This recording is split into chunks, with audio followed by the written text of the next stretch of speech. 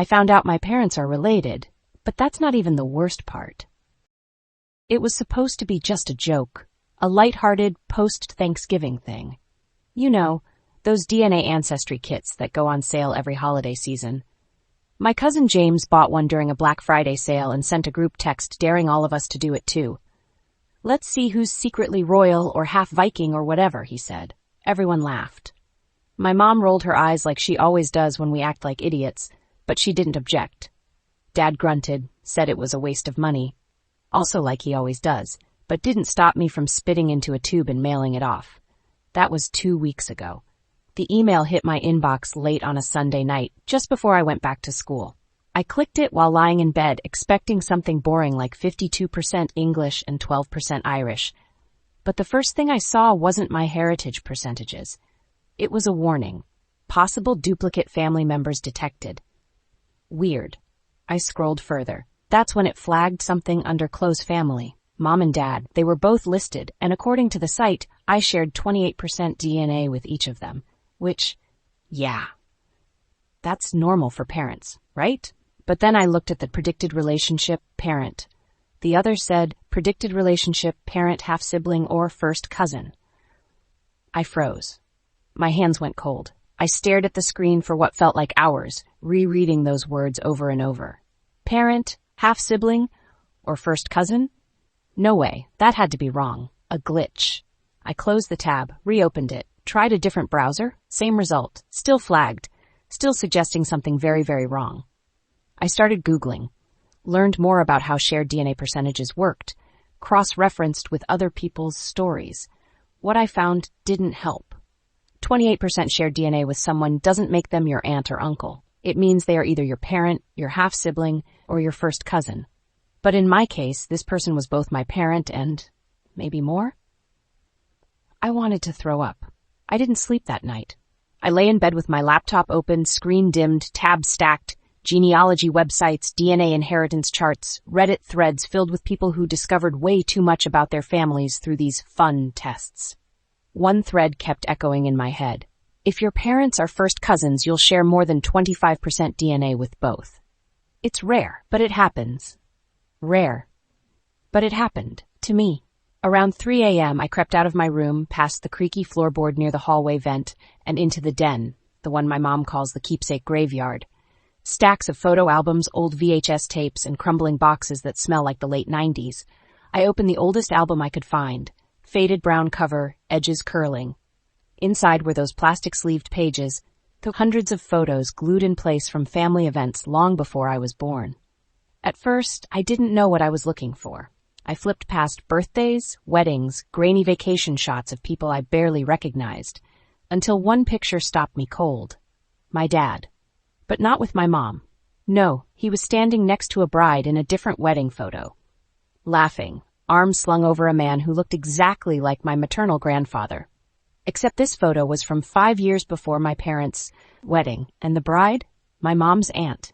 That same woman appears again a few pages later, at a baby shower. Posing with my mom, arms around each other, smiling. I started digging through more albums, and that's when I noticed something I had never noticed before. Overlapping names. The same surnames appearing on both sides of the family tree. Cousins with identical last names. Photos where everyone was at the same event, but I always thought it was because our families were close. No one had ever explained how close. Now I was starting to realize why. Around 4:30 a.m., I sat on the living room couch in the dark, album open on my lap, eyes raw, stomach in knots. My parents were related. I didn't know if it was first cousins, half-siblings, or something else, but the blood connection was undeniable now, and they never told me. Worse, they acted like it wasn't true, like it was impossible. And I had to ask myself the ugliest question of all. Did they know? Because if they did, that changed everything. By the next morning, I felt like I hadn't slept in years. I kept replaying that DNA result in my head over and over, hoping it would start to sound less insane, less real. But the math didn't lie. The pictures didn't lie. The silence of it all was what screamed the loudest. So I did what I always did when something was wrong. I went to my mom. She was in the kitchen humming to herself while making eggs.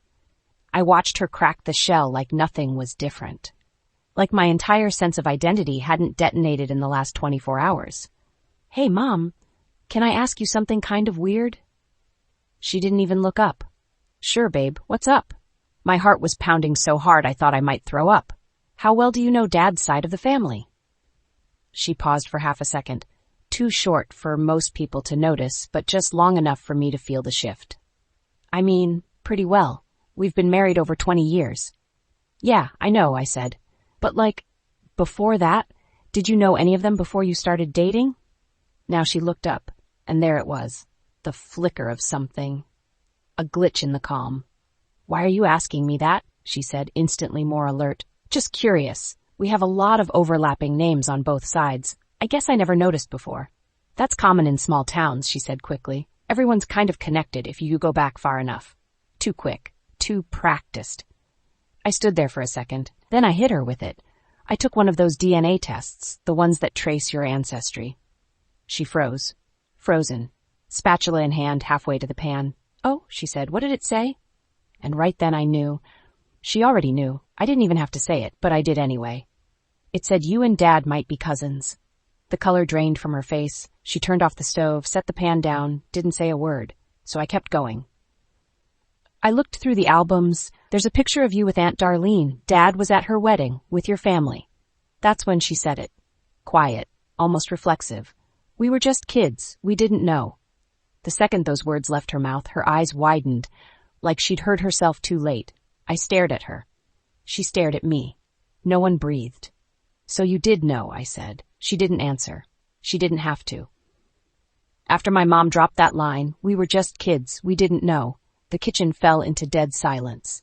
She sat down at the table, trembling, trying to gather her words. I didn't sit.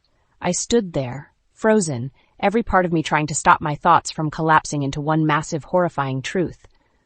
"So you did know," I repeated. She didn't nod. She didn't deny it. She just whispered, "It was different back then." I could have screamed. Different? Different how? Was it normal where they were from to marry your cousin and lie to your kid about it for 20 years? That night, I waited for my dad to get home. I didn't warn her I was going to talk to him. I didn't want them crafting some joint story, softening the truth, hiding behind one another. He walked through the door like always, briefcase in hand, tie loosened, humming some classic rock song under his breath. And then he saw my face. Something wrong? I didn't bother easing into it. "How are you related to Mom?" His brow furrowed, confused, then defensive, but only for a second. Because he saw it in my eyes, the truth wasn't a question. It was a verdict. "Who told you that?" he said carefully. "DNA test and your own wedding photos." He didn't sit. He just stood there in the doorway, staring past me like he could delay the reality if he avoided my eyes. "We were second cousins," he said finally. "It was never meant to go this far." Second, I choked on the word. "You knew. You both knew. And you had me anyway." He sighed, like it was a burden to even talk about. "Your mother and I... We didn't plan it like this. We reconnected at a family funeral. We were in our 20s. The feelings were already there. It wasn't illegal. But it was wrong." He didn't deny it. He just said, "We thought it wouldn't matter." Wouldn't matter. I felt like I was made of borrowed parts, like my whole existence was stitched together from a lie no one thought would catch up to them. "You could have told me." "And said what?" he snapped. "That your parents are cousins? That you might have health risks? That we built this whole life on something you were never supposed to find out?" I was shaking. "Yes, that's exactly what you should have told me." He lowered his voice again, tired, quiet. "We thought we were protecting you. But what do you call it when the people who created you also lied about the very foundation of your existence? You don't feel protected. You feel defective, like a living secret. And now I had to carry it." After that conversation with my dad, everything felt contaminated. My childhood bedroom, family photos on the fridge, even the smell of my mom's cooking. It was like I could suddenly see the truth radiating from every corner of our house. And I wanted to run. But before I did, I needed answers. Not from them, from science. I scheduled a call with a genetic counselor just to understand what this meant for me biologically. Risks, conditions, the things they should have told me years ago. The woman was kind, calm, professional, until she paused in the middle of reviewing my case. "There's something strange here," she said. "Are you sure you took the test yourself?" That snapped me up right. "What do you mean?" "Well, the sample registered to your name, the biological sex is male." Silence. That's impossible." She double-checked, confirmed. "It's listed here. XY chromosomes. Are you absolutely certain you didn't send in someone else's sample by mistake?" I hadn't. I was alone when I did it. I followed the instructions. I triple-checked the barcode before mailing it off. And yet, this report wasn't mine. At first, I thought it was a glitch. But the counselor emailed me the raw data anyway, and what I saw made my heart go cold. The shared DNA with my parents still showed the same disturbing overlaps, still flagged the possible inbreeding marker, which meant only one thing. They'd tested me before. This wasn't my test result, it was theirs. I ran back to the photo albums, not for pictures this time, but to look inside the sleeves where my mom sometimes stashed things. I found it in an envelope, folded, yellowed, faint pen markings. Genetic Screening Report 2004. The year I was born. It wasn't mine. It was marked with initials, RD, my father's, below it SW, my mother's maiden name. And next to them, a highlighted note. Warning, consanguinity risk elevated.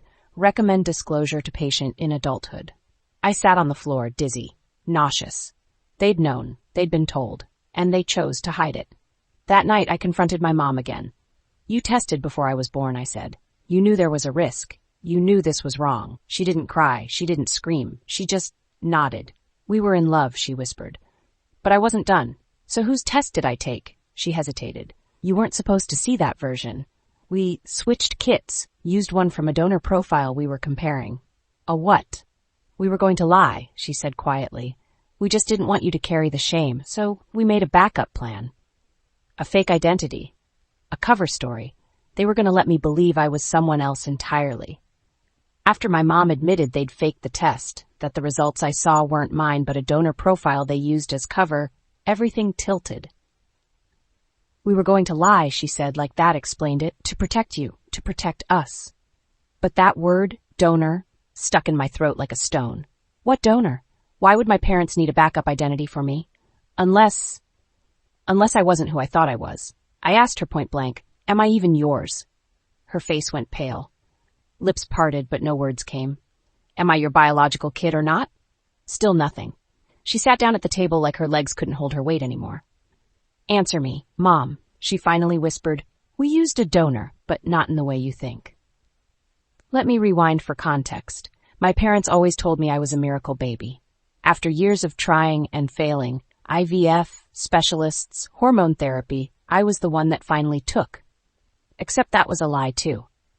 According to her, when they learned about the genetic risks between them, after getting flagged for consanguinity in their counseling sessions, they were told they shouldn't conceive naturally. The doctors told them there was a risk of birth defects, cognitive impairment, even physical abnormalities, so they panicked. They chose a private fertility clinic that allowed anonymous gamete mixing.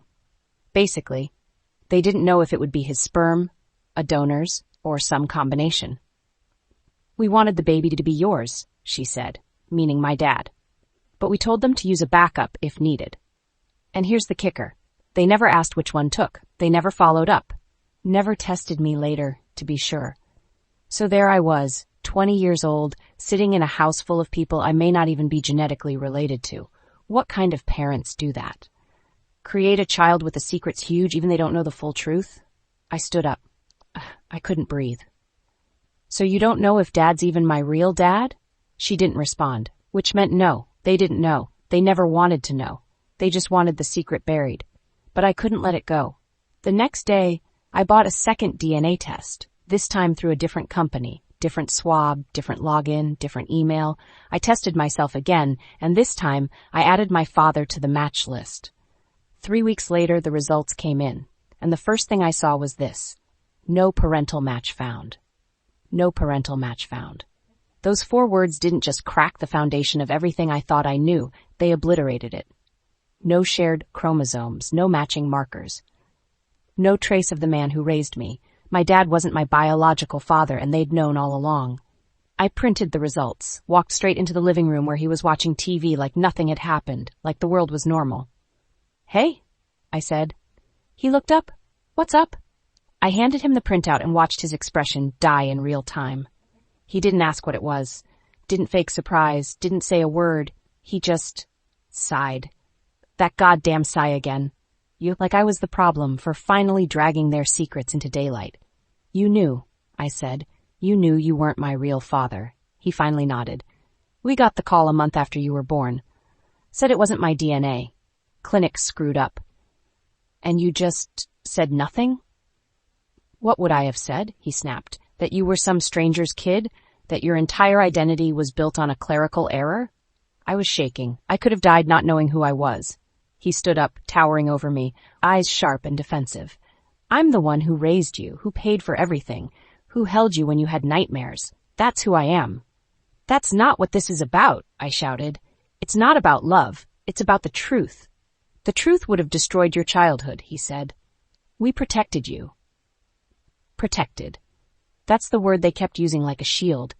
But it didn't feel like protection. It felt like being trapped in someone else's script. A life where everyone knew the lines. Except me.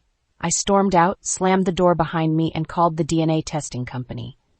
I needed to know everything. Who the donor was, if he was still alive, where he lived, anything. Turns out the man who fathered me wasn't some anonymous stranger. He was listed. Open profile. Willing to be contacted. His name was Derek, and he lived 2 states over. And here's where it gets even darker. When I scrolled through his public photo album on the donor site, I saw a picture of him.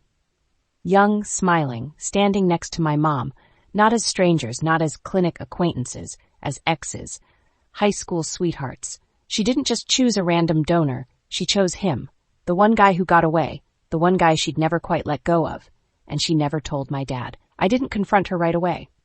I stared at that picture, my mother and Derek, maybe 19 or 20, arm in arm at some carnival, backlit by neon lights and teenage dreams. She looked happy, not the polished, rigid version of her I'd always known. She looked like she loved him. And something in my stomach turned, because this was intentional. So I printed the photo and put it in my hoodie pocket. And then I asked her, calmly, "Did you choose my biological father?" She flinched. But she didn't lie. Yes. We were in the kitchen again. Same table, same chairs. Nothing else was the same. Why? I asked. She didn't answer at first. Then she said, because I wanted the best parts of me and the best parts of him. You knew him? She nodded. We were together in high school. It ended badly. Your dad and I were already dating when I found out Derek had signed up as a donor. I told the clinic I wanted someone with a specific profile, and I knew they'd offer him. She looked proud. I played the system. So Dad doesn't know? No, she said softly. He thinks it was anonymous. He never asked questions, and I never offered answers. I pulled the photo from my hoodie and slid it across the table. Her face paled. You lied to both of us, I said. I didn't lie, she whispered. I curated. That word, curated. Like I was a project, a collection, something to design. I'm not a scrapbook, Mom, she finally cried. Really cried. Said she was sorry. Said she didn't know it would all come crashing down like this. I wanted a child who wouldn't hate me. And instead you got a child who doesn't even know who she is. I walked out that night. Again. For good this time. I haven't spoken to my father since he confirmed I wasn't his. I haven't spoken to my mother since she admitted she engineered me like a science experiment. But I did speak to Derek. I sent him a message. He responded within an hour. We talked for weeks, slow, cautious, strange, until finally I asked him, did you know she chose you? And this man, this stranger whose DNA flows in my blood, said, I always suspected. She never really let go. So now I'm sitting here, trying to decide what comes next. I know who I am biologically. I know who I'm not. And that's enough for now, because truth is messy. Identity is complicated. But secrets are corrosive, and the worst ones always come from the people you trusted most. Comment below. What would you do if you uncovered a secret like this? And don't forget to subscribe and hit the bell so you never miss a new episode. Take care of yourself, and we'll see you in the next video.